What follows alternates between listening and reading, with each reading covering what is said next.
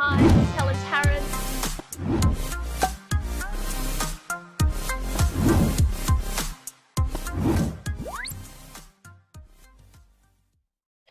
Welcome to another episode of Commercial Property Roadshow with Helen Tarrant. Now, you're here today. We are going to talk about cash flow.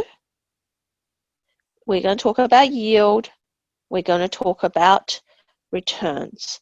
So there's been many questions that I've been asked about what exactly is the type of return you need to get the certain amount of positive cash flow to be able to sustain your income, or to replace an income, or to be able to start building a passive income. So let's get started.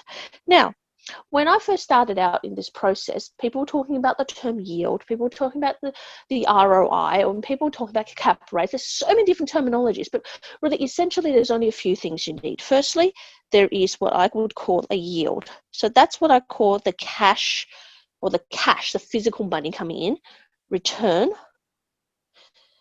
on your investment. All right, so that's not to do with anything to do with capital growth, but just with the cash flow section. So if you bought the property for $40,000 net rent, and what does net rent mean? It means all outgoings except for mortgage has been paid. Okay, so what that means is that the property may be $50,000 in rent, and you might need to pay rates, strata, water, insurance, and that may be $10,000, and that all of those might be $10K, and now you're left with $40,000 net, right? So that's, and if you bought that property for $500K, then that essentially is an 8% yield, and it's always a net yield in commercial property. So we know what the yield is now. Now we talk about the cash flow component. So cash flow. So what is cash flow, and how do you work that out? So cash flow is essentially the money that's left in your pocket. So money in your pocket, which is really all you need to know. So the money that you need, you can pay school fees, go on holidays, pay your car off, pay your house off. That's the actual physical cash. So that is the gap. So that's the most important thing, the gap between your net yield, which we just covered before, after all the outgoings except for mortgage, minus your mortgage repayments. Okay, so that seems simple enough, right? So what does that actually mean? Let's say that you're getting $40,000 in net yield or rent, because that is what's left. You know, it's the rent's coming in, that's gross. You take out the outgoings, here's $40,000 in net, minus, say your mortgage is $20,000. So that's the mortgage, and it could be principal and interest, or it could be interest only. But most of the time in commercial property, you're interest only. You have $20,000 in passive income. Now that's usually per year, but depending on the size of the property, it could be per month. So if you're buying a property that is, that's $2 or $3 million, $20,000 passive income could be per month. So it depends on the size of your property. But I'm just working this out as a $500,000 property with 8% yield, getting $20,000 in passive income. Now, that may seem really, really simple, but how does that work in real life? So let me show you that. So let's, for example, you go out and find a $500,000 property. What does that look like? So that property is typically an office. So we have a little office space. So it might be an office space. It may be a little retail shop. It also might be a warehouse as part of a complex.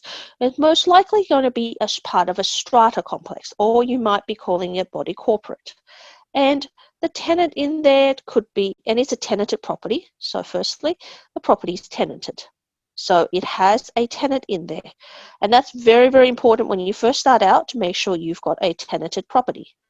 And the tenant will have a history. So they would have had, and a fit out. So they might have been there for 2, 3, 5 years, or they may be somewhere else for 2, 3, 5 years, or just moved into your premise. Your property could be newly built, newly developed, and you've got new tenants in there. So there's some kind of history in there, and there's a fit out. The tenant usually put their specialist equipment or their layout in there, so they're spending some money on the property. They're usually equipment and staff. Right, so there's all of those things that property has. So the property's ready to go. It's basically you're buying the property as is. So it's important to know that you, in this situation, you'll buy the property as is. And that includes the lease, the fit out, which may belong to you, may not belong to you, may belong to the tenant because they've done it, or you, the previous owner could have done it and therefore belongs to you. And essentially all of the layout and the parking and everything is as well. So any of the parking that is part of your title, the landscape that's outside, the balcony, all of those things you can't be changed. So some of the structural stuff that I call. So all of those stuff you buy as is. That's what it is. And usually with strata, you cannot change them. Cannot change. So that's really important, is that you cannot change them. It is as is.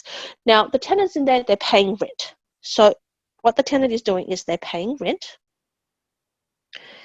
And the rent is usually a market rent. So whatever the next door is paying, and they're usually calculated as per square meter plus outgoings, or they're calculated as gross, which includes outgoing.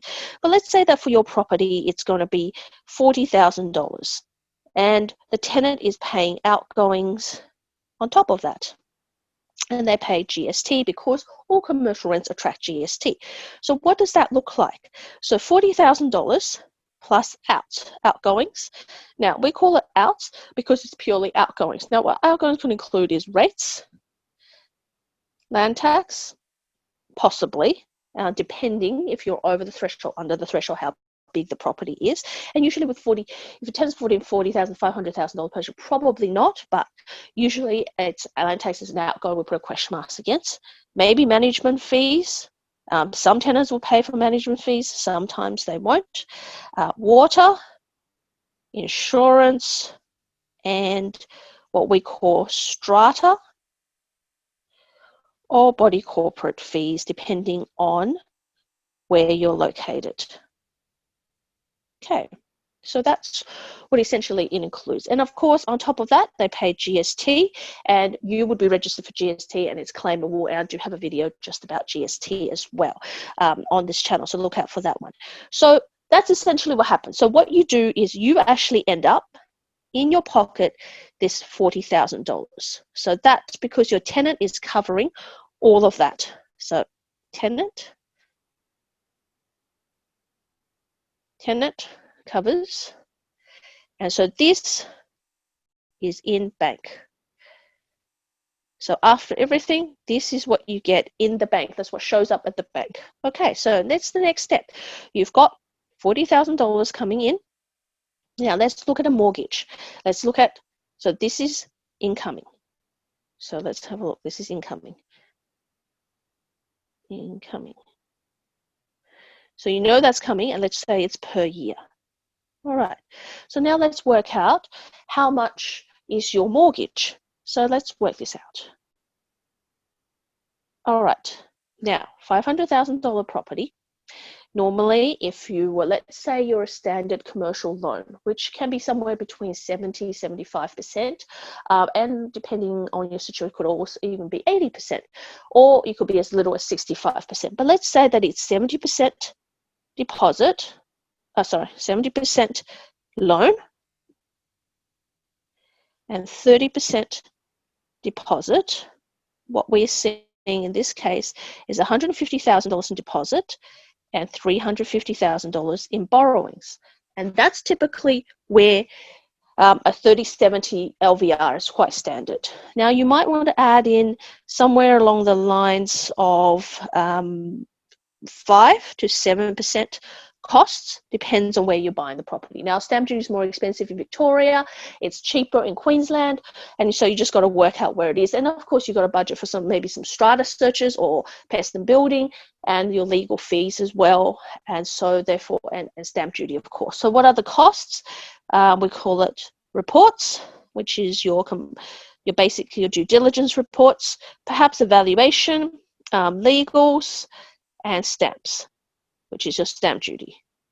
That would be what I would classify as cost. So those costs are actually tax deductible, and they're tax deductible either against the base costs, which means in the future against your capital growth, or they're deductible in the year that you purchased the property. But let's have a look. Let's take that cost aside, and let's just have a look at how much it will cost for you to service the loan. So your $350 is on a commercial loan of 4% at the moment. And some of the loans are actually about 2.5% or 2.6% right now if you're doing a full documentation loan. But I'm just working out 4%, which is the highest I've actually seen in the market in commercial property for quite a few products. So 4% of $350,000. So let's have a look at that and see what that is. That works out to be $14,000. Now, your 150 deposit, so let's put deposit here, and loan, so you know.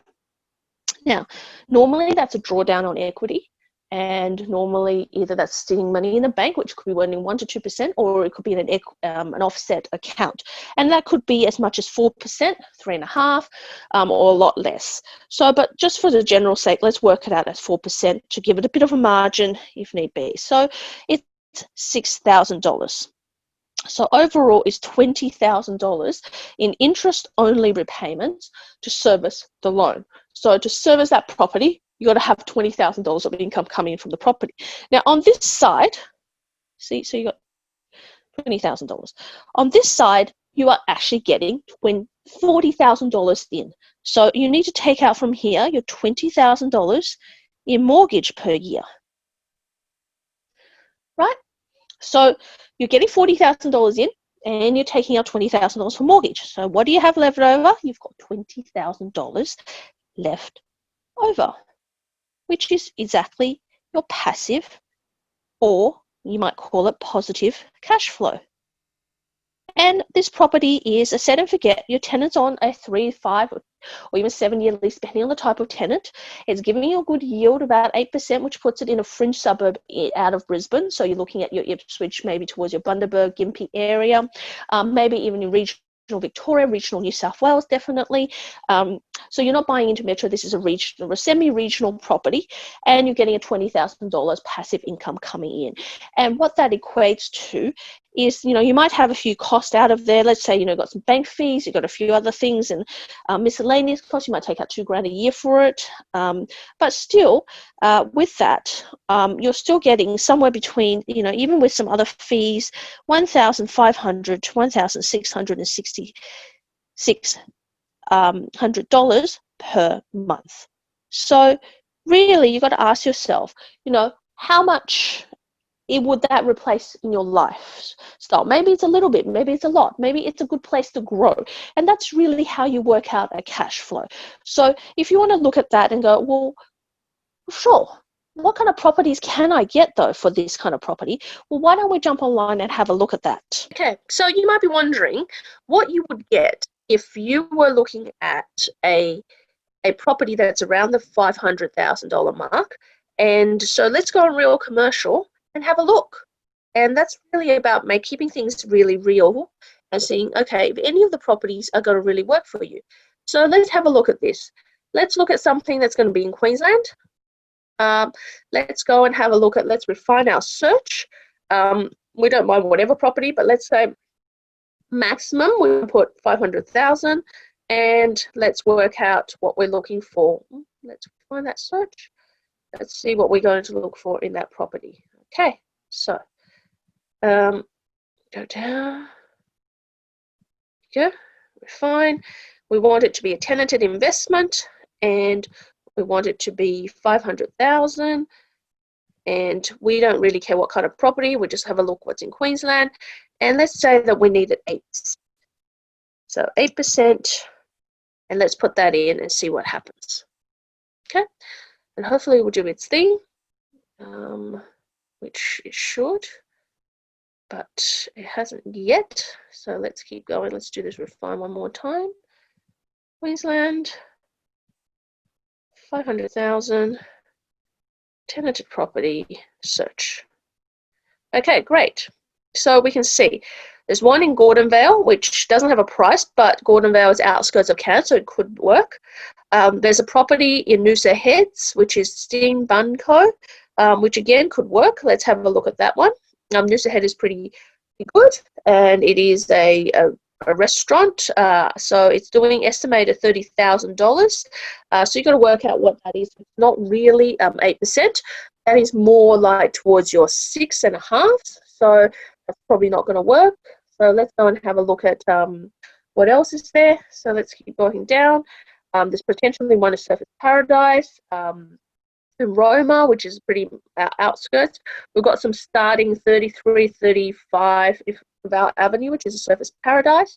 We've got some properties there, and that could work. So one's 28,876 for 400,000. Yeah, look, it's getting close. It's getting close. You'd really do the numbers on something like this. So the numbers would be, you would look at 25,876 divided by 399, 399,000. It's about 6.5% yield. You can try to negotiate up, but normally you'll find that, like here, although here we're getting about 7.5% here, 35,000 net rent, 499. We're about 7.5. So we could improve on that. We could try to get that towards 8. So either we're looking at reducing that offer price. So to make that, so that's a possibility for a property like that. We go down and have a look. This is in Cairns. This is looking a slightly larger. So this is Westport. So another possibility. Fortitude Valley, 265 square meters. Unlikely to buy that for 500,000.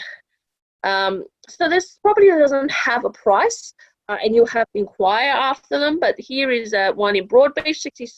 I mean, that's probably looking like it. It's under 500,000. Net income of $30,000. So this is obviously about a 6.5%. You're gonna have to talk to the agent to see if you can get above that. So this is really about sifting through now all the different parts of real commercial real estate to actually find the property that is now going to be the right yield. You already know your numbers from what we did before on the whiteboard. You know your numbers now. So all you have to do now is to find a property at that 500,000. $40,000 in net income. So it's about trolling through, and the only real way to get through in commercial property is to troll through the internet or call agents and build up a relationship to be able to find that property. So, and be realistic. You know that maybe around the metro areas you're not going to be able to find an 8%, so you may have to go out regional. But if you know that you need to get $20,000 to start replacing your income, at $20,000, if you're earning $60,000 or $100,000, could mean that extra day off a week, then you have to buy a property at that price. And if you only have $150,000 in actual deposit, then going up to $500,000 may be more realistic target. So depending on the situation, once you work out what that is and exactly the cash flow position you need to be in after you take out all the expenses, including a mortgage, then that's where you start looking for property in that price range and knowing that you have to hit that 8%, otherwise it's not going to work for you. And that's really how simple it is to find a cash flow property. But it takes a lot of hard work, it takes grunt, and then when you found the property, the real work starts, which is due diligence, which I've covered in some of the other videos, but in my upcoming video, I will cover it again of how you go through due diligence. But hopefully this has been a great start for you if you're starting to search properties online. And don't forget, if you want more information or help, go out to helentarrant.com, connect with me there, email me at helen@commercialpropertycashflow.com.au, click the bell, subscribe, and I'll see you at the next episode. Bye for now.